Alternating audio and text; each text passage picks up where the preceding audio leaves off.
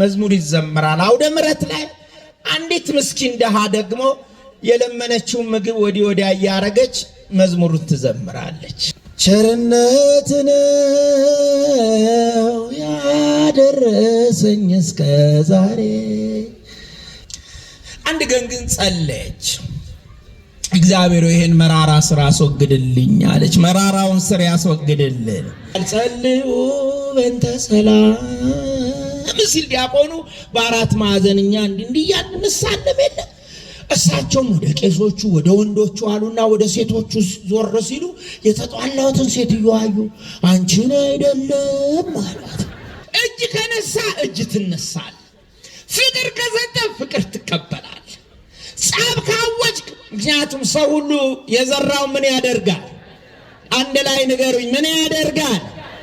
አሁን ነዶአችንን እኮ የመከራ ነዶ ተሸክመን ይኸውና ግጭቱ፣ ዘረኝነቱ፣ ብሔርተኝነቱ ይኸው ታቅፈን ምን ዞረው እኮ ቀደም ብሎ እኮ የተዘራውን ነዶ እኮ እኛው ያረግነውን ይዘን ስለምንዞር። እንደ ሳራ ያለች ሚስት ይስጣችሁ፣ ገር የሆነች ሴት ይስጣችሁ፣ እሺ ባይ ታዛዥ ደግሞ እናንተ የምትወዷት ሚስት ይስጣችሁ። ስለዚህ መጽሐፍ ሰላምን እንድንከተል ይነግረናል። ሰላም በረከት አለው። ዲያቆን ሀቢብ ነው መሰለኝ ስሙ። ብዙ ሰዎች በሰንበት ትምህርት ቤት ምክንያት ሊደበድቡት ምንድነው ወጣት መሰበሰብ ሲሉት ሲያማትብ አጋንንት ከላያቸው ላይ ያባረር ነበር። ሲያማትቡ ሁላቸው አጋንንትን ያረቀለን። ስለዚህ እናቶች ጸብ ሲመጣ አማቱ፣ ወንዶችም እንደዛ አትተናነቁ። ብችሉ እጃን ይዛችሁ አባታችሁ ነው ለማለት ሞክሩ። ግዴላችሁም ባሎች ሚስታችሁን ውዴ በሏት፣ እሷም የኔ ውድ ትልህና ጧት ጥሩ ቁርስ ታበላሃለች አልኳቸው። እንደው አባታችን ከተጋባን 15 ዓመት ነው ውዴ ሲለኝ ልቤ ትርክክ አለ እና ምን አልሽው አንቺ ውድዬ ያልኩት እኔ ነው። ደስ አይልም? ለለመንን፣ ለጸለይን፣ ላለቀስን፣ ለደከምን፣ ቀን ለጨለመብን፣ መንገድ ለታጠረብን፣ በልጅ ጦት ለተሰቃየን፣ ትዳር መርዝ ለሆነብን፣ መንፈሳዊነት ለከበደን፣ ጫንቃችን ለተሰበረ ሁሉ በላይ ማን አለ? ለባልቴቲቱ በላይ ማን አለ? ለድሃ አደጉ በላይ ማን አለ? ዘር ለሌለው በላይ ማን አለ? ነገድ ለሌለው በላይ ማን አለ? ባለስልጣን ለሌለው በላይ ማን አለ? የሰላምን መንገድ መከተል። ሰላም እንደ ማለዳ ፀሐይ ናት። በስመ አብ ወወልድ ወመንፈስ ቅዱስ አሐዱ አምላክ አሜን።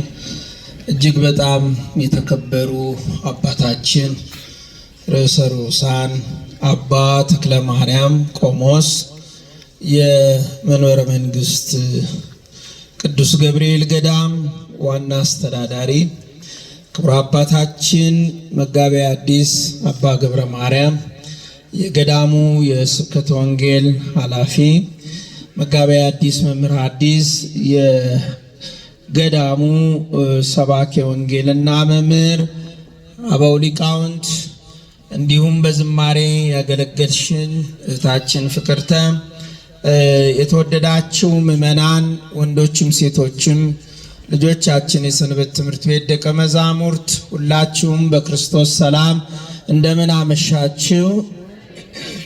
የአምላካችን የእግዚአብሔር ስም የተባረከና የተመሰገነ ይሁን። የሁላችን እናት ቅድስተ ቅዱሳን ወላዲተ አምላክ በረድኤት በበረከት በእናትነት ፍቅሯ በአማላጅነቷ ሁላችንንም ትጠብቀን።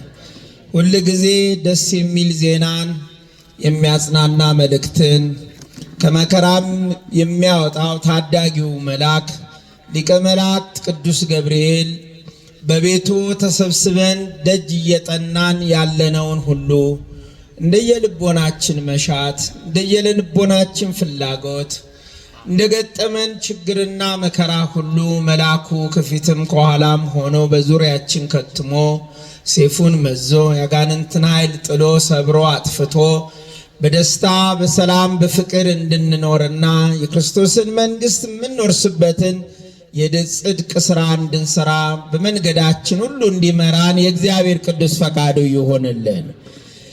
አላረዝምም፣ ጊዜው እንደሄደ አስባለሁ።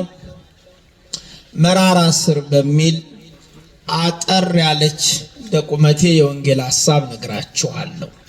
መነሻ ጥቅሳችን ብዙዎቻችሁ የምታውቁት ነው። ዕብራውያን ምዕራፍ 12 ቁጥር 15 ነው። ቅዱስ ጳውሎስ የእግዚአብሔር ጸጋ ለማንም እንዳይጎድለው ይላል። የእግዚአብሔር ጸጋ ሲጎድል ክርስትናችን ጎደሎ ይሆናል። የእግዚአብሔር ጸጋ ሲጎድል አምልኮታችን ደካማ ይሆናል። የእግዚአብሔር ጸጋ ሲጎድል በእምነት ጸንተን ለመቆም እንቸገራለን። የእግዚአብሔር ጸጋ ሲጎድል እኔነት ይበዛል፣ ትምክህት ይበዛል፣ መታበይ ይበዛል፣ በስራዬ ማለት ይበዛልና የእግዚአብሔር ጸጋ ለማንም እንዳይጎድለው ብዙዎች የሚረክሱበት አንድ መራራ ስር ወደ ላይ በቅሎ እንዳያስጨንቅ ብሎ ለዕብራውያን ሰዎች ይህንን መልእክት ጽፏል። ተወዳጆች ሆይ ዛሬ በኦርቶዶክሳውያኑ ማህበረሰብ ውስጥ ይሄ ቅዱስ ጳውሎስ ማስጠንቀቂያ አጥብቀን ልንሰማው፣ አጥብቀን ልናየው፣ አጥብቀን ልንረዳውም የሚገባ መልእክት የሚሆን ይመስለኛል። ምክንያቱም ይሄ መራራ ስር በለምለም አፈር ውስጥ ተደብቆ ስር ሰዶ ስር ምሶ ሌሎቹን ተክሎች አጨንግፎ እሱ እያቆጠቆጠ እየወጣ ሁለንተናን የሚቆጣጠር በመሆኑ የመራራ ስር ማደግ የሚሆኑ ምልክቶች በእያንዳንዳችን ኑሮ ውስጥ ዛሬ እንደ ቀልድ እየታዩ ይገኛሉ። መራራነት እውነት ነው ከትንሽ ጀምርና ነገር ግን ልክ እንደ አረም ስፍራ ወስዶ ብዙ ቦታን አካሎ ግንኙነትን፣ ህብረትን፣ ቅድስናን፣ መንፈሳዊነትን ሁሉ አዳክሞና አበላሽቶ በአምልኮት መልክ ብቻ እንድንጓዝ ሕይወትን በክርስቶስ ያለንን እምነት የሚያቀጭጭ ክፉ ሐሳብ ነው። ዛሬ ሁላችሁም እንደምታውቁት ብዙ የመራራነት ስር ምክንያቶች እንዲያቆጠቆጥ ምክንያት የሆኑ ብዙ ሐሳቦች፣ ብዙ ያኗኗር ዘይቤዎች በእኛ ውስጥ ይታያሉ። ነው ቀለል አድርጎ አማርኛዬን ሳላከብድ እንድትረዱት ለመራራ ስር ማደግ ምክንያት ከሚሆኑ ጉዳዮች መካከል እኒህ ሰባቱ በጣም ጽኑ የሆኑ እውነት ናቸው። ብዙዎቹን ያጠቃልላሉ። የመጀመሪያው ይቅርታ አለማድረግ ነው። ይቅር ከማለት ይልቅ በቂም መያዝ። ይሄ የኢትዮጵያችን ታሪክ ነው። ዛሬ ያለፈ የሄደ ያሁኑ የሚመጣውንም ቂም በመቋጠር በመተንተን በመፍታት በመዘርጋት በማወጭ እርስ በርሳችን እየተላለቅንበት እየተጎዳዳንበት ያለው መራራ ስር ይቅር አለማድረግ ነው። ይቅር አለማለት ነው። እግዚአብሔር ልቦና ይስጠን ለሁላችን። ሁለተኛው ቅናት ነው። መጽሐፍ ቅናት አጥንትን ታነቅዛለች እንዳለ ዛሬ በዚህ ማህበረሰብ ውስጥ ሌሎች በሚገጥማቸው በጎ አኗኗር ወይም ስኬት ወይም በረከት የተሻለ ሕይወት፣ የተሻለ ትዳር፣ የተሻለ ኑሮ፣ የተሻለ የትምህርት ደረጃ ብዙዎቻችን እንደ አጋጣሚ ወይም ከኛ የስንፍና ሕይወት የተነሳ በዚህ መስመር ውስጥ ባለመሆናችን በቅናት መንፈስ የሚያሰው እጅግ ብዙ ነው። ቅናት አጥንትን ማንቀዝ ብቻ ሳይሆን የመራራ ስር መገለጫ ዋነኛው ይሆናል። ተደጋጋሚ ብስጭት፣ ኩራት፣ አሉባልተኝነት፣ የምስጋና እጥረት። እስቲ ተመስገን በሉ ሁላችሁ። ድምጻችሁ ያንሳል። ተመስገን በሉ። ለምን መሰላችሁ ተመስገን በሉ ምላችሁ? የብዙዎቻችን ሕይወት በተለይ በአሁኑ ወቅት በምሬት የተያዘ የምሬት ምክንያቶቻችን ደግሞ አንዱን ነክቶ ሌላውን የሚተው ሳይሆን እንደ ሰንሰለት የተሳሰረ ማህበረሰብን ሙሉ የዋጀ የነካ የዳሰሰ የዳበሰ ብዙ ምሬቶች በሕይወታችን ውስጥ ገጥመውን ተመስገን ለማለት ሰይጣን አንደበታችንን ይይዘዋል። እስቲ ድገሙና ተመስገን በሉ። ብዙ ቦታ እናገረዋለሁ። አንድ ጊዜ ከሚካኤል ሲሄድ እንደሞኝ በመደጋገሜ በተለይ ሶሻል ሚዲያዎቹ ሰዎች ሁሌ ስለሚያስተላልፉት ደብድ እንዳትቆርጡኝ እንደ ፌዘኛ ቸኩዬ በጓሮ በኩል ገባለሁ። የአዲስ በተሰራው ድሮ ሰባኪ ወንጌል ሆኜ ሰርቻለሁ ዘራይ 30 ዓመት ግድም እና ስራ ቦታ ትንሽ በስጨት ብዬ ነው የደረስኩት። ግን ስደርስ መዝሙር ይዘምራል። አውደ ምሕረት ላይ አንዲት ምስኪን ደሃ ደግሞ የለመነችውን ምግብ ወዲህ ወዲያ ያያረገች መዝሙሩን ትዘምራለች። እንዲህ አይነት ልብ ይስጠላሁላችሁ። በምንም አይነት አኗኗር ውስጥ ብንሆን ማንን ነው ተመስገን ማለት የሚገባል? ድገሞልኝ። ማንን ነው? ከፋን እንኖራለን፣ ተደሰትን እንኖራለን፣ ያገኘን እንኖራለን፣ የጨበጥነው የጠፋብን ወይም ያጣነው እንኖራለን። በትዳር በረከት ውስጥ ከሚስት ጋር ተያይዘን ተመስገን ለማለት አሁን 200 ምናምን ሺህ ብር እንደሰጡት ሰውዬ የመጣን ልንኖር እንችላለን። ትዳር መከራ ሆኖብን ውጋት ሆኖብን አረ ልንል የመጣን ልንኖር እንችላለን። ወይም በብዙ አይነት አኗኗር ውስጥ የመጣን ልንኖር እንችላለን። ግን ማንን ነው ተመስገን የምንለው?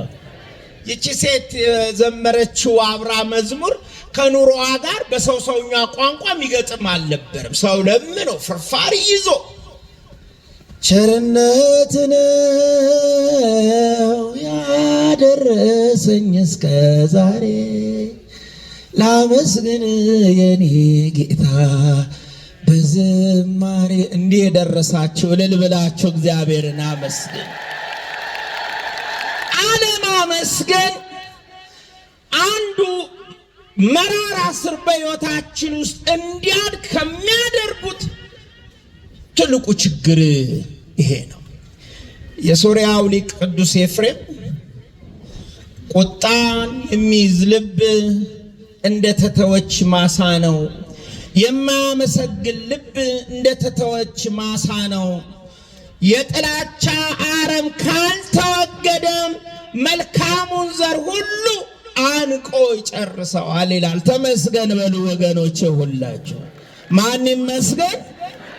እግዚአብሔር የተመሰገነ ይሁን። ይሄ መራራ ስር እንደ ሀገር፣ እንደ ቤተ ክርስቲያን፣ እንደ ማህበረሰብ፣ እንደ ትዳር፣ እንደ ቤተሰብ፣ እንደ ጓደኝነት እየተስፋፋ ከመጣ የሚፈጥራቸው በጣም መጥፎ ነገሮች አሉ። አንዲት ሴት ብዙ ጊዜ በጎ ነገር ስላላት በቢሮዋ ቀድማ ገብታ ቢሮዋን አሳምራ ምን ብላ ጥሩ መዓዛ ሰጥታ ጓደኞቿ ሲመጡ በደስታ ያን ቢሮ ወደውት ይቀመጣሉ። አንድ ቀን አለቃቸው መጣና እሷም አለች ሌላም ሰው አለ። እሷን ትቶ ሌላውን ሰው በጣም አመሰግናለሁ፣ ይሄን ቢሮ በጧት እየገባ ስለምታጸዳ ጎበዝ፣ ለአንተ ልዩ ሽልማት ደግሞ ይገባሃል አለው። መዓዛው ራሱ የሚያምር ውበት ያለው ቢሮ አድርገዋል አለው። ያ ሰው እሷ ናት አላለም፣ ምስጋናውን በፈገግታ ተቀበለ። በዛች ሴት ውስጥ መራራ ስር መብቀል ጀመረ። ከዚህ ሰውረን ሁላችን እንዴት እኔ እየሰራውን እንዴት እኔን ምንል ይሄ መራራ ስር ውስጣችን እንዲበቅል የሚያደርገን ብዙ ሰዎች አለን። ተበሳጨች፣ አዘነች፣ ተከዘች፣ ቢሮ ማጽዳት ተወች። በጣም ደከመች። ልቧ ለዛ ሰው ፍጹም ሰላም አጣ። ናቀችው፣ ጠላችው። አንድ ቀን ግን ጸለየች። እግዚአብሔር ይሄን መራራ ስራ አስወግድልኝ አለች። መራራውን ስር ያስወግድልን። ግንኙነቷ ተበላሸ ቢሮ ውስጥ። ያ ጎበዝ ወጣት ጉዳዩን በአግባብ ስለተረዳ በእግዚአብሔር ፊት ይቅርታ ጠይቆ ሄደና ላለቃው ይሄን ቢሮ እኮ የምታጸዳ እህታችን ናት እንጂ እኔ አይደለሁም አለ። አያችሁ፣ ግንኙነት እንዳይበላሽ አለቃው መጣና እሷን አመሰገነና ለተፈጠረው ነገር ይቅርታ ጠየቃት። ስለዚህ መራራ ስር ሲበቅል ሁሉ ጊዜ የመጀመሪያው ነገር የሚፈጥረው ግንኙነትን ያደፍረሰ ባልና ሚስት ጥቂቷ መራራ ስር በእናንተ መካከል የጠነከረ ልዩነት ትፈጥራለች። ለትንንቅ ለድብድብ ለስድድብ ለፍቺ ለመለየት የሚያደርስ ጓደኛሞች አብራችሁ ምስሩ ባልደረባዎች እግዚአብሔር መራራ ስርን ያስወግድልን። ሁለተኛው ግጭት ነው።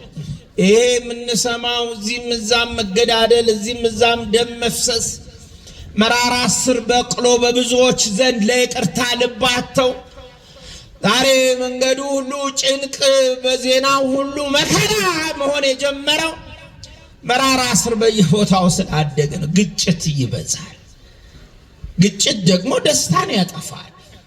ደስታ ሲጠፋ ደግሞ መንፈሳዊ የተጣላ ሰው የተጋጨ ሰው ቂመኛ ሰው ሰውን በጥላቻ የመረዘ ልብ ለጥቂት ደቂቃ በርከክ ብሎ መጸለይ አይችልም። እግዚአብሔር ይርዳን ሁላችንን። ምክንያቱም ያ መራራ ስር ፊታችን እየመጣ የሚደቀነው የሚታየን የምንመለከተው ማለት ነው። የማህበረሰብ ጉዳት የጤና ችግር ደግሞም በረከትን ያጠፋል። እንዴ ሰው ምን እያለ ነው? በእርግጥ እኔ መራራ ስር ውስጥ በቅሏል ብላችሁ ልትጠይቁኝ ትችሉ ይሆናል። አዎ እኔ ምልክቶቹን ነው ምነግራችሁ። ምልክቶቹ ካለባችሁ ጸልያችሁ ሂዱ። እግዚአብሔር ይርዳን ሁላችን። መራራ ስር ሰው ውስጡ እየበቀለ እየገዛው መሆኑን የሚያሳዩ መንፈሳዊ ምልክቶች አሉ። ልክ ሐኪም ለአንድ የሰውነት ህመማችን ምልክት ይሆናሉ ብሎ የሚገምታቸውን እየዘረዘረ እንደሚነግረን ወይም እንደሚጠይቀን ሁሉ የእግዚአብሔር ቃልም ሰው በመራራ ስር እንደ ኤሳው ዝሙትም ሊሆን ይችላል፣ ርኩሰትም ሊሆን ይችላል፣ ጸብም ሊሆን ይችላል፣ ሐሜትም ሊሆን ይችላል፣ ሟርትም ሊሆን ይችላል፣ የሰው ገንዘብ መውሰድም ሊሆን ይችላል፣ ዘረኝነትም ሊሆን ይችላል፣ በፖለቲካ ውስጥ መመረዝም ሊሆን ይችላል። ምልክቶቹ ግን እነዚህ ናቸው። ይቅርታን አለመቀበል። እግዚአብሔር የይቅርታ ልብ ይስጠን። እስቲ ከኔ ጋር በሉ፣ ይቅርታን አለመቀበል፣ በደልን መቁጠር። በደልን የሚቆጥር ሰው ይቅርታን ማይቀበል ሰው ውስጡ መራራ ስር አድጓል። የማያቋርጥ ቁጣ፣ መጮህ፣ መራገም፣ መተንኮስ፣ በአሽሙር ሰውን መውጋት የመራራ ስር ምልክቶች ናቸው። ብስጭት፣ ጥቂት ለማመስገን የምህረት አይን ማጣት። እንዴት ተወዳጆች በእግዚአብሔር ቸርነት በእኛ ጉልበት እዚህ የደረስ ነው። እስቲ ንገሩኝ፣ በማቸርነት ጥቂቷ ነገር ተመስገን ለማለት ምክንያት ትሆነናለች። ስሙ ለዘላለም የተመሰገነ ይሁን። ተመስገን ለማለት ምክንያት ትሆነናለች። አያችሁ፣ ጥላቻ፣ ንዴት፣ ምህረትን ማጣት፣ ከእግዚአብሔር መራቅ፣ የጸሎት ድካም፣ የመንፈስ እርካታ ማጣትና ተደጋጋሚ የማይፈታ ግጭት ውስጥ ምንገባ ከሆነ መራራ ስር ይዞናል ማለት ነው። አንቆናል፣ አድጓል፣ ሰፍቷል፣ ስፍራ ይዟል፣ ስር ሰዷል፣ ቦታ አካሏል። ለክርስትናችን፣ ለማህበራዊ ግንኙነታችን፣ ለትዳርም ቢሆን፣ ለስራም ቢሆን፣ ለአብሮነትም ለአብሮ አደግነትም ቢሆን፣ ለኮሚቴ ስራም ቢሆን፣ ለመንፈሳዊ ሐሳብም ቢሆን እነዚህ ነገሮች እንቅፋት ናቸው። እንዴት እናስወግዳቸው? የሚገርም ነው። ይህንን የመፍትሄ ሐሳብ የቅዱስ መጽሐፍን መነግራችሁ ከአንደኛ ጴጥሮስ ምዕራፍ 3 ከቁጥር 8 እስከ 12 እና ሁለት ጥቅስ ደግሞ ከቅዱስ ጳውሎስ መልእክት ጨምሬ እጨርሳለሁ። የመጀመሪያው የሌላውን መከራ የራስ ማድረግ። እስቲ ከኔ ጋር በሉ፣ የሌላውን መከራ። ድምፅ ያንሳል። የሌላውን መከራ የራስ ማድረግ። ሰው መራራ ስር ውስጡ እንዳይበቅልበት የሌላው ሰው ችግር፣ የሌላው ሰው ረሃብ፣ የሌላው ሰው ደም መፍሰስ፣ የሌላው ሰው መፈናቀል፣ የሌላው ሰው ህመም፣ የሌላው ሰው ፍትህ ማጣት፣ የሌላው ሰው መራብ፣ የሌላው ሰው ቤት መፍረስ፣ መፈናቀል በኔስ ቢሆን ብሎ የሚያስብ ከሆነ ልቡ ገር ታዛዥ፣ ይቅር ባይ፣ ምሕረት የሚያውቅ ሌላውን በጸሎት የሚያስብ ይሆናል። ሐዋርያው እንዲህ ነው የሚለው በመጨረሻው ሁላችሁ በአንድ ልብ ሁኑ ይላል። ቁጥር 8 ላይ ነው። የሌላውን መከራ እንደ ለራሳችሁ ለእናንተ እንደሚሆን አድርጉ፣ እንደ ወንድማማች ተዋደዱ፣ ሩሮዎች ሁኑ፣ ትሑታን ሁኑ ይላል። የሌላውን መከራ የራስ ማድረግ፣ የጎረቤት የትዳር ግጭት የኔስ ቢሆን ብለህ በጸሎት አስብ። የጎረቤት ልጅ መበላሸት የኔስ ልጅ ቢበላሽ ብለህ በጸሎት አስብ። የጎረቤት በረከት ማጣት በኔስ ቤት መጥቶ ቢሆን ብለህ አስብ። የመንደር ሁከት፣ የመንደር ጸብ፣ የመንደር የሀገር ሁከት፣ የሀገር ጸብ በኔስ ቢሆን ብዙ ሰዎች ዛሬ የሌሎችን መከራ የራስ ለማድረግ ጆሮአቸውን ደፍነዋል፣ ጆሮአቸውን በጥጥ ደፍነዋል። እንደውም የሰው መጎሳቆል፣ የሰው መፈናቀል፣ የሰው ሞት፣ የሰው መከራ፣ የሰው ችግር ላለመስማት እምቢ ያለ ብዙ ትውልድ የበዛበት ዘመን ላይ ደርሰናል። እግዚአብሔር ልቦና ይስጠን ለሁላችን። እምቢ ብለናል። በራሳችን ኮንፈርት ዞን ውስጥ ነው ያለነው። ጉዳዩ እኛ ጋር ይምጣ እንጂ፣ ጉዳዩ እኛን አይዳስ እንጂ፣ ጉዳዩ እኛን አይንካ እንጂ የሌላው ችግር የሌላው መከራ ማያሳስበው ትውልድ በስቷል። የዚህ የኒው ጄኔሬሽን የአዲሱ ዘመን ትውልድ የአልፋ ጄኔሬሽን ትውልድ የዚህ የኤአይ ትውልድ ውጤት ነው። ሰዋዊነት እየጠፋ ለሰው ማዘን እየጠፋ የሌላውን መከራ የራስ ማድረግ እንደ ነውር ብቻ ሳይሆን እንደ ኀፍረት የሚቆጥሩ ብዙዎች እንዲበዙ ሆነዋል። ደጉ ሳምራዊ ትዝ ይላችኋል። የወደቀውን ወንበዴ የደበደቡትን ሰው አንስቶ ለአስታማሚ ሰጥቶ አክሞ ቀሪውን ጊዜው እንዲያሽሉት ነው ጌታ በሉቃስ ወንጌል የነገረ። ዛሬ ዘጉድ ሰመርቲያን እያለ ዓለም ሁሉ በጎ ማድረግን ምሳሌ ያደረገው ዘሩ፣ ሃይማኖቱ፣ አካባቢው ከማይገናኘው ሰው ጋር ዘሩ፣ አካባቢው፣ ሃይማኖቱ የሚገናኙ ጥለውት ሲያልፉ እሱ ግን ሰዋዊነቱ ይዞት የሌላውን መከራ የራስ አድርጎ ተቀበለ። እንዲህ አይነት ልቦና ይስጠን ለሁላችን። እንደሚከብዳችሁ አውቃለሁ። ይህን ለማድረግ እየተጨነቅን ስላለ ትናንት የትግራይ ጦርነት የኛም ጦርነት ነው ብለን ብንጸልይ ሱባኤ ብንገባ እግዚኦ ብንል ዛሬ በሰሜኑ በአማራው፣ ዛሬ በኦሮሚያ አካባቢ፣ ዛሬ በሌላው ጋር የምንሰማው ግጭት እግዚአብሔር ያቆመው ነበረ። ዛሬም አልረፈደም። ማረን እንበለው። የሌላውን መከራ የራሳችን እናድርግ። እግዚአብሔር መከራን ሁሉ ከሀገራችን ያርቅልን። ተወዳጆች፣ ሁለተኛው ክፉን በክፉ አለመመለስ። እስቲ ከኔ ጋር በሉ፣ ክፉን በክፉ አለመመለስ። በቀሌ ማን ነው? ብድራቱን ማን ይከፍላል? መጽሐፍ እንዲህ ይላል ቁጥር 9 ላይ አንደኛ ጴጥሮስ ምዕራፍ 3 ቁጥር 9 ክፉን በክፉ ፈንታ ወይም ስድብን በስድብ ፈንታ አትመልሱ፣ በዚህ ፈንታ ባርኩ እንጂ በረከትን ልትወርሱ ለዚህ ተጠርታችኋልና ይለናል። ተወዳጆች፣ ተናግረው የሚያናግሯችሁ፣ ጮኸው የሚያስጮኋችሁ፣ ተንኩሰው ወደ ትንኮሳ የሚመሯችሁ፣ ሰድበው የስድብ ቃል እንድታወጡ የሚያደርጓችሁ፣ ገፍተው በግፊያ ውስጥ ኃይል አምጥታችሁ እንድትጋፉ የሚያደርጓችሁ ብዙ ጉዳዮች ቢኖሯችሁም በቀልን ግን ለእግዚአብሔር ስጡ። በቀል የማን ነው ወገኖች? እግዚአብሔር ሲመታ ጠላትን ስፍራው አይገኝም። እግዚአብሔር ሲመታ ጠላትን አሁን በቀደም ያከበርነው የዳር ሚካኤል ታሪክ ትዝ ይላችኋል። የእግዚአብሔር መልአክ መጀመሪያ ሕዝቡን ከፊት ሆኖ ይመራ ነበረ። የእግዚአብሔር ሕዝብ ከኋላ ጠላት እየበረታበት ሲመ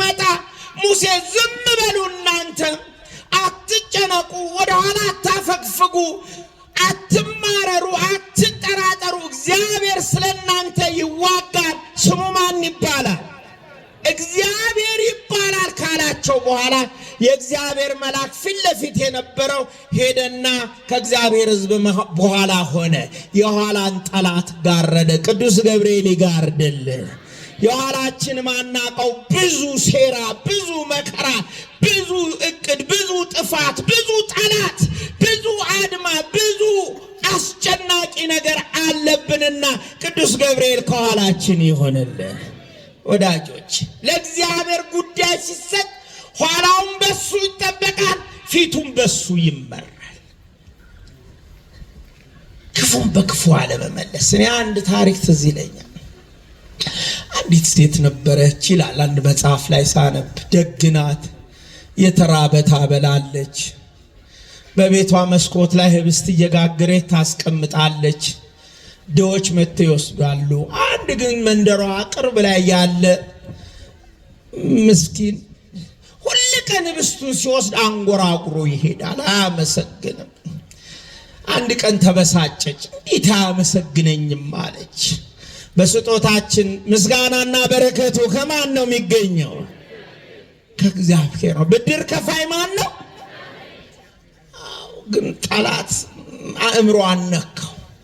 ደም ይህም ባለጌማ ካላመሰገነኝ በሱ ላይ መርዝ እየገለዋለሁ አለች። እግዚአብሔር ከዚህ ሰውረን። የእግዚአብሔር መንፈስ ግን ልቧን መለሳት። ይመልሰን ሁላችንን።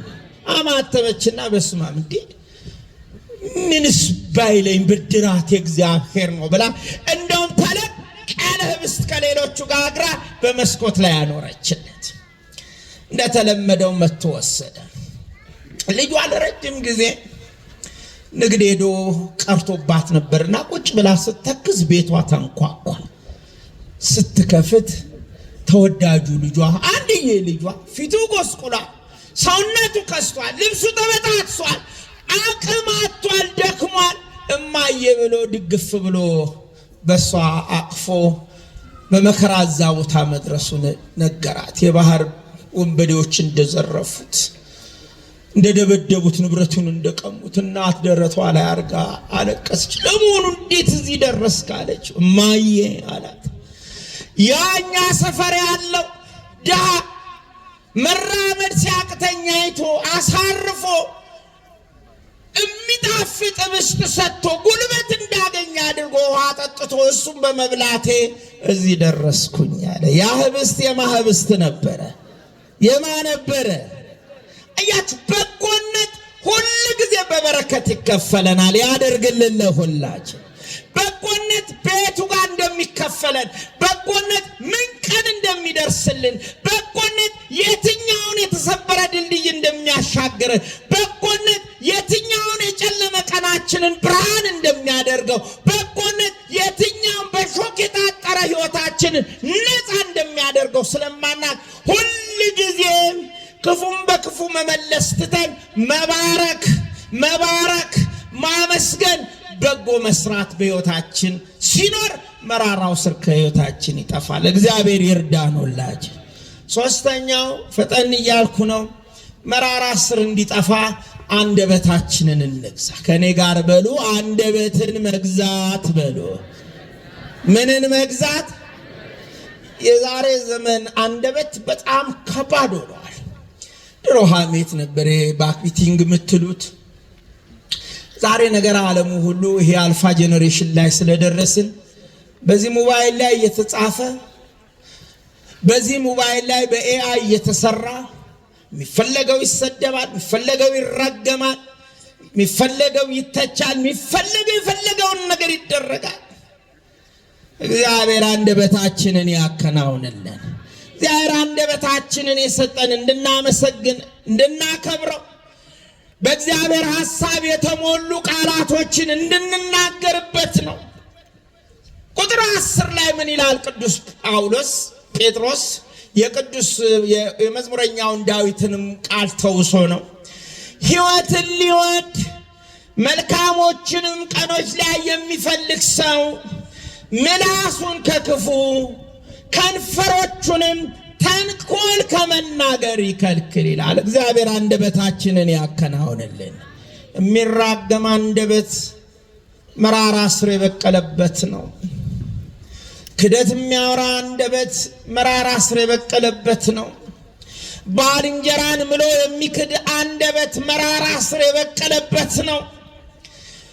ዋሽቶ የሚያጣላ አንደበት መራራ ስር የበቀለበት ነው። ስለዚህ አንደበታችንን እግዚአብሔር ያከናውንልን። ተወዳጆች ሆይ አንደበት ክፉ ነው።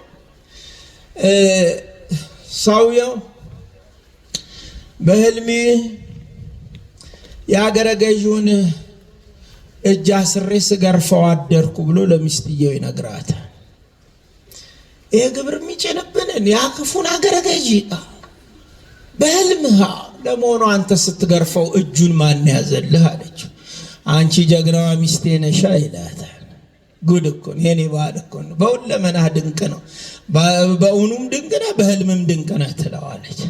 ጥሩ ነው ሚስቶች ባላችሁን ማድነቅ አይደል ወገኖች? ባሎችም እንደዛው ብዙ ጊዜ እናገረዋለሁ። እኔ አሜሪካን ሀገር ሄጄ አንድ ቤተክርስቲያን ሳስተምር ግዴላችሁም ባሎች ሚስታችሁን ውዴ በሏት፣ እሷም የኔ ውድ ትልህና ጧት ጥሩ ጥሩ ቁርስ ታበላሃለች አልኳቸው። አንዲት ሴትዮ መጣችና አባታችን አለች፣ ይገርሞታል ውዴ አለኝ እኮ ባሌ እስከ ዛሬ ብሎኛ አያውቅም ነበር የሚለኝ። እንደውም በዛ በፈረንጅ ሀገር ጥሩ ነው መጣ ልቡ ባይገናኝም አንደበቱ ይገናኛል። ስዊት ምናምን ይባባላሉ፣ ሃኒ ይባባላሉ። እኛ እንኳን ይሄ ብዙ አልጻፈብንም። አንቺ ነው ብዙ ጊዜ የሚቀናል፣ አንተ ነው የሚቀናል። እንደው አባታችን ከተጋባን 15 ዓመት ነው ውዴ ሲለኝ ልቤ ትርክክ አለ እና ምን አልሽው አንቺ ውድዬ ያልኩት እኔ ነው። ደስ አይልም ማለት እና እንዴት አይነት ቀን አሳለፋችሁ አልኳት። የተባረከ ቀን በቃ እንዴት የልንገሮት አባታችን ተፍ ተፍ ስንል ለምሳውም ለራቱም ከቤተ ክርስቲያን ተመልሰን ስለነበረ እንዴት ብዬ ልንገሮት አለች። እግዚአብሔር እንዲህ አይነት ልቦና ይስጠላል። ምክንያቱም ባሎች እንዲህ ልትሆኑ ይገባል። ሚስቶቻችሁን ልታከብሩ፣ ውዴ ልትሏት፣ የኔ ልትሏት፣ ሚስቶችም እንደዚሁ። ስለዚህ ይሄ ሰውዬ ይሄንን ሲላት ወደ ስራ ሲሄድ እሷስ ጥሩ ጥሩ አፍ ያላቸውን ጎረቤቶቿን ጠራችና ባሌ እኮ ዛሬ አገረ ገዢውን ሲገርፍ አደረ አለች። እዚህ አካባቢ ቤተ መንግስት ስለሆነ ያስፈራል ይሄን መናገር። በእርግጥ እዚህ ጋር እኔ በዚህ ደረጃ አይደለም እያወራ ያለሁት አቅሜን ስለማቅሽ ወገኖች፣ የድሮ ተረት ነው ማወራው እና ከዛ በኋላ ያልክ ሳቅ ዝም ብለህ እና ለአምስት ሴቶች ትነግራለች። ጉድ ጉድ ጉድ ብለው ይወጡና እነሱ ደግሞ በሌላ ቡና ለአምስት ጉዳዩ ተባዛ ማለት ነው። ነጭ ለባሽ ጋር ጉዳዩ ደረሰ። ፈርቼ ነው ቅድም ነጭ ለባሽ ካለ ብዬ ይሄንን ያልኩት። ነጭ ለባሽ ማለት የጆሮ የሚሰሙ ማለት ነው። በኋላ ጡንቻቸው የኔን ሆድ የሚያካክል መጡና ይሄን ሰው እየጨምድደው ሌሊቱን ሙሉ ሲጠበጥቡት አደሩ። አንተ ሁለተኛ እንኳን አገረ ገያችንን በህልም ልታይ እንደው የቤታቸውን አጥር እንኳን ካጠርክ ካየ ከዚህ የባሰ ይደርሳል። አረ ሁለተኛ አረ በፍጹም አለ። ወደ ቤቱ ተጠፍጠፍ አድርገው ጣሉት። ምን ነው ወደ አፌ ያመጣው ነው አላት። ዝም በይ ስም አልጠራም፣ እንኳን ስም ቀርቶ አጥር እንዳታተብያለሁ። በማግስቱ እነዛ ሰዎች መጡ። በር ተንኳኳ። ኧረ ጌቶቼ እንኳን ጌታዬን በህልሜ ላይ ዛሬ አጥራቸውን እንኳን አላየውም። ኖ ለዚህ አልመጣንም። ለመሆኑ ጌታችንን ስትገርፍ እጃቸውን የያዘው ማን ነበረ? ትንሽ ጦሽ ልትደረግ ማለት ነው። ይሄ ማመሰግን አንደበት፣ ቧልት የሚያበዛ አንደበት። ዳዊት አቤቱ ለአፌ ጠባቂ አኑር ብሏል። እስቲ እንበል ይሄንን ቃል አቤቱ ለአፌ ጠባቂ አኑር። ጽድቅ እንድናወራ፣ በረከት እንድናወራ፣ ሚያንጽ እንድናወራ፣ ሚገነባ እንድናወራ፣ ሚሰበስብ እንድናወራ፣ ሚያበረታ እንድናወራ፣ የመንግስቱን አዋጅ እንድናወራ እግዚአብሔር አንደበታችንን ያከናውንልን። እልል ብላችሁ እግዚአብሔርን አመስግኑ። አራተኛው የጨረስኩ ነው ትምህርቴን። መራራ ስር በሕይወታችን እንዲያድግ ከሚያደርጉ ትልቁ ነገር አንዱ እሱንም ለማስወገድ ከሚረዱ ትልቁ መፍትሄ ዋነኛው የሰላምን መንገድ መከተል። ከኔ ጋር በሉ የሰላምን መንገድ መከተል። ሰላም እንደ ማለዳ ፀሐይ ናት። የማለዳ ፀሐይ ግንባራችሁን ሰውነታችሁን ስትሰጧት እሷ ደግሞ ሙቀት ትሰጣችኋለች። ሰላም በቤት ውስጥም ስራ ትፈልጋለች። ሰላም በመስሪያ ቤት ውስጥም ስራ ትፈልጋለች። እንደ ተክል ናት። ኩትኳቶ፣ ውሃ ማጠጣት፣ እንክብካቤ ትፈልጋለች። ሰላም አሽሙር አትፈልግም። ሰላም ፖለቲካ አትፈልግም። ሰላም ማታለል አትፈልግም። ሰላም ሽንገላ አትፈልግም። ሰላም እውነትና ጽድቅም ብቻ ነው የምትፈልገው። ይህንን ይስጠን ለሁላችንም። እያችሁ ተወዳጆች፣ ሰላምን የሚፈልጉ ሰዎች ሁል ጊዜ ሰላም ሰራተኞች ስለሚሆኑ የሰላም አምላክ ከነሱ ጋር ይሆናል። ሰላምን ይስጠን ለሁላችን። በቤታችሁ ውስጥ ባልና ሚስቶች ለመገጫጨት ከመነሳት በፊት በተቻለ መጠን ለሰላም ራስን መስጠት ይገባል። እኔ አንድ ታሪክ ላይ ቤተሰቡን የሚያውክ ባል ነበርና አንድ መምህር አባት ማለት ምን ማለት ነው ብሎ ጥያቄ ተማሪዎቹን ጠየቀ። ወንዶች በማርያም ስሙ ይበደም እና ሁሉም እንደ አባታቸው አይነት እንደ አባታቸው ጠባይ ደጉንም ተንከባካቢውንም ኮርኳሚውንም ምኑንም ጻፉ። ያው ሁላችንም ባደግንበት አይነት። ያንዱ ጽሑፍ ግን መምህሩን እንደው ቀልቡን ሰረቀ። አባት ማለት አለ በተንኮላተፈ አንደበት እያነበበለት ማታ ማታ አምሽቶ የሚገባ በሉን በልግጫ ብሎ የሚከፍል ቀጥሎ የታለች እናታችሁ ብሎ የሚሳደብ እንጀራ ሲሰጠው ይሄ ነው ወይ መበላው ብሎ የሚደፋ እማየን ጸጉሯን ለመያዝ የሚሯሯጥ ነው ብሎ ጻፈ። ከዚህ ሰውረኑላችሁ አለ እንደዚህ አይነት ባላው እዛ ጋር አንዱ እንዲህ ትላለች። ስንት አለ በየቤቱ ነው አይደለ? መድኃኒዓለም የያዝላችሁ እናቶች አሜን በይ። ግድ የለሽም ጎሽ ለልጇ ስትል ተወጋይ ትል ነበር እናቴ ድሮ። አሁን ነው የገባኝ እሷ ከሞተች በኋላ መጎዳቷ መወጋቷ ለእኔ ስትል መከራ መቀበሏ። እናቶች ያስችላችሁ። እናንተም ገሮቹ ነው አትተናነቁ። እስኪን ካኝ ብላችሁ አንገታችሁን ሰቅቃችሁ አትስጡ ለባላችሁ። ማማተብ ምን ማለት ወገኖች? እንትና ይሄ የግብጽ የሰንበት ትምህርት ቤትን መሰረተ የሚባለው ዲያቆን ሀቢብ ነው መሰለኝ ስሙ። ብዙ ሰዎች በሰንበት ትምህርት ቤት ምክንያት ሊደበድቡት ምንድነው ወጣት መሰበሰብ ሲሉት ሲያማትብ አጋንንት ከላያቸው ላይ ያባረር ነበር። ሲያማትቡ ሁላቸው አጋንንትን ያረቀልን። ስለዚህ እናቶች ጸብ ሲመጣ አማቱ፣ ወንዶችም እንደዛ አትተናነቁ። ብችሉ እጃውን ይዛችሁ አባታችን ነው ለማለት ሞክሩ። አምናለሁ ብዙ የእግዚአብሔር ያልሆኑ መራራ ስር በውስጣቸው በቀለ ሴቶች እንዳሉ። እንደውም አንድ ታሪክ ትዝ የሚለኝ አንድ ቀን ሴጣን መጣ አሉ ሰዎች በተሰበሰቡበት። ሰው ሁሉ ጠፍቶ ሄዳሉ። አንድ ወንድ ብቻውን ቀረ። እንዴት አትፈራም? አውቀኸኛል ወይ ማን እንደሆንኩ አለ። አውቄሃለሁ። ማን ነኝ እኔ? ሰይጣን ነህ። እንዴት አወከኝ? አይ ከእህት ጋር በአንድ ቤት ለ10 ዓመት አብረን ስለምንኖር ነው። ሚስቱን ማለት ነው። ገብታችሁ ወንዶች ሳቃችሁ አይደል? ደስ አላችሁ። እግዚአብሔር ይርዳችሁ። እናንተን እንደ ሳራ ያለች ሚስት ይስጣችሁ። ገር የሆነች ሴት ይስጣችሁ። እሺ ባይ ታዛዥ ደግሞ እናንተ የምትወዷት ሚስት ይስጣችሁ። ስለዚህ መጽሐፍ ሰላምን እንድንከተል ይነግረናል። ሰላም በረከት አለው።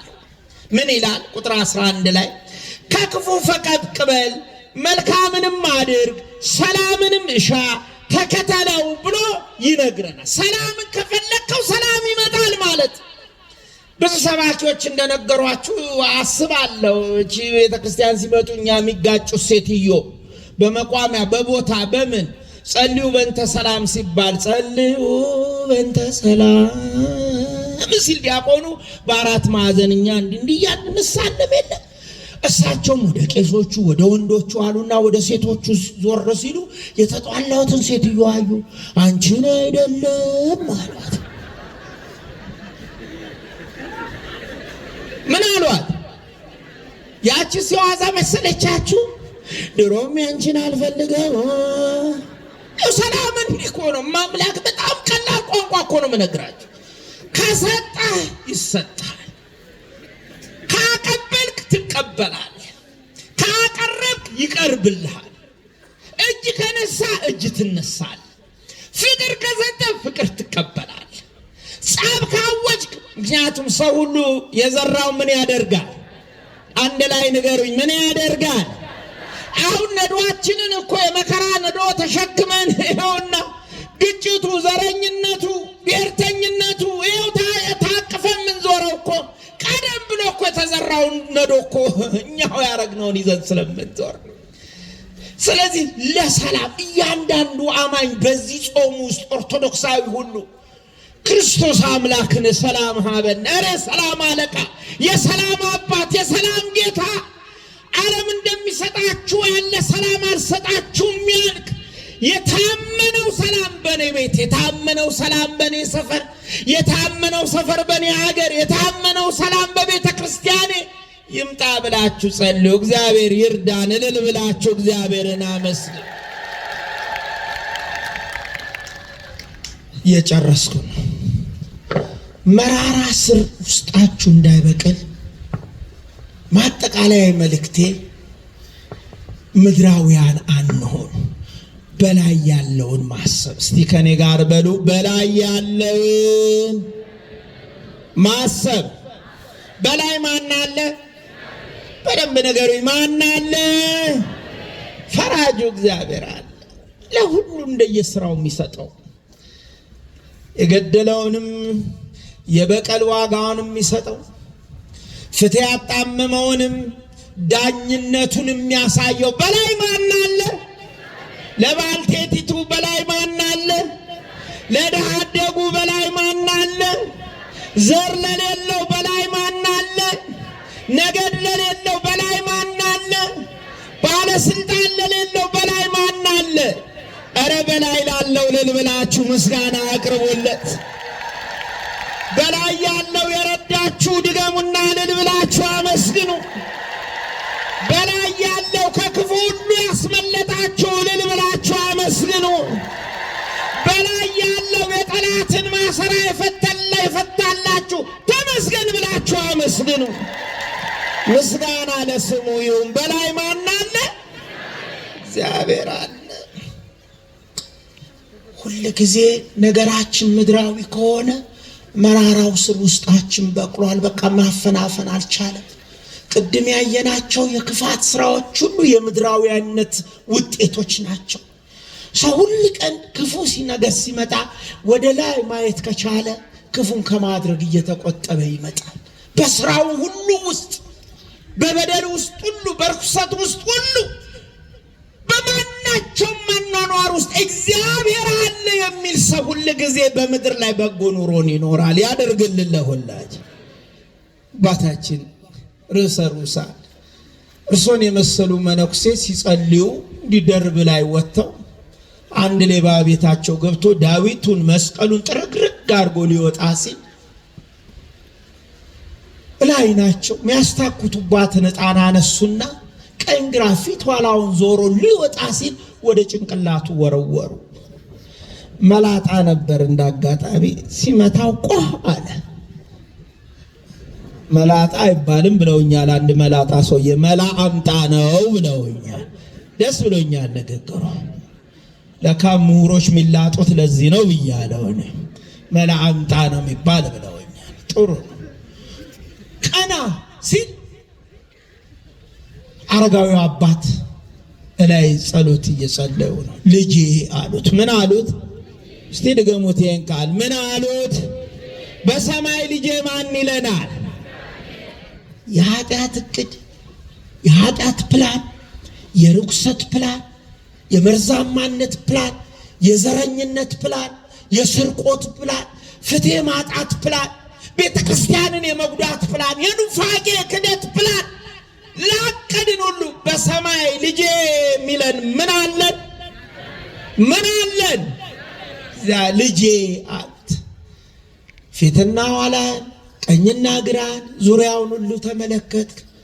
እባክህ አንዳንድ ጊዜ ወደ ላይ ተመልከት። በላይ ማስላለ እግዚአብሔር። ስለዚህ ቅዱስ ጳውሎስ በቆላስይስ ምዕራፍ 3 ቁጥር 2 ላይ በላይ ያለውን አስቡ እንጂ በምድር ያለውን ብቻ አይደለም ይላል። ሰው በላይ ያለውን የመንግስተ ሰማያትን ነገር ካሰበ መራራ ስር ከውስጡ ተነቅሎ ይወጣል። የመጨረሻ ቃሌ መራራ ስር በውስጣችን በቅሎ ሲያስጨንቀን መራራ ስር የምናስወግድበት ትልቁ መሳሪያ ያለፈውን መርሳት ነው። እስቲ ከኔ ጋር በሉ፣ ያለፈውን መርሳት።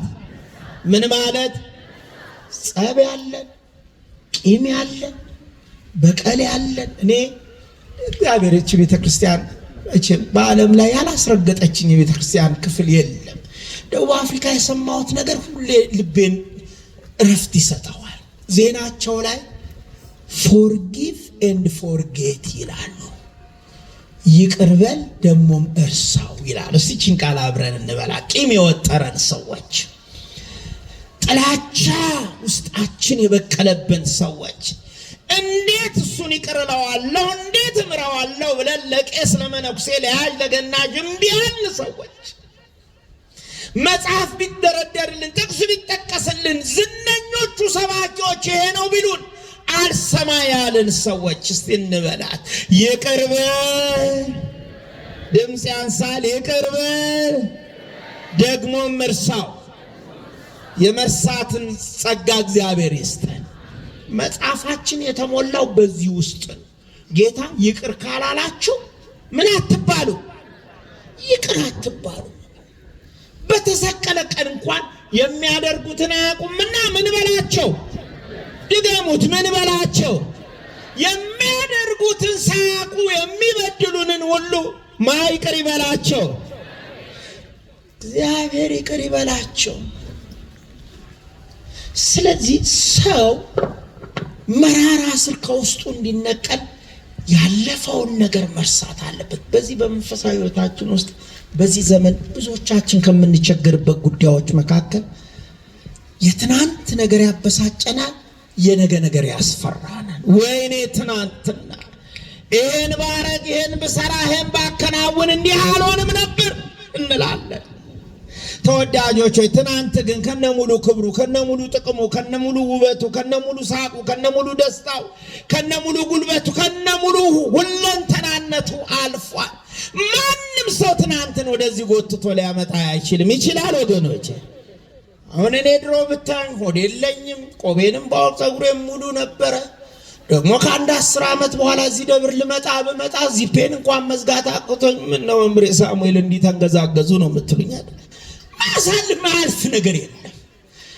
ስለዚህ በትናንት እየተበሳጨን መራራ ስር ውስጣችን ያለ ሰዎች እናስወግደው። ሌላው ነገን ነው የምንፈራው።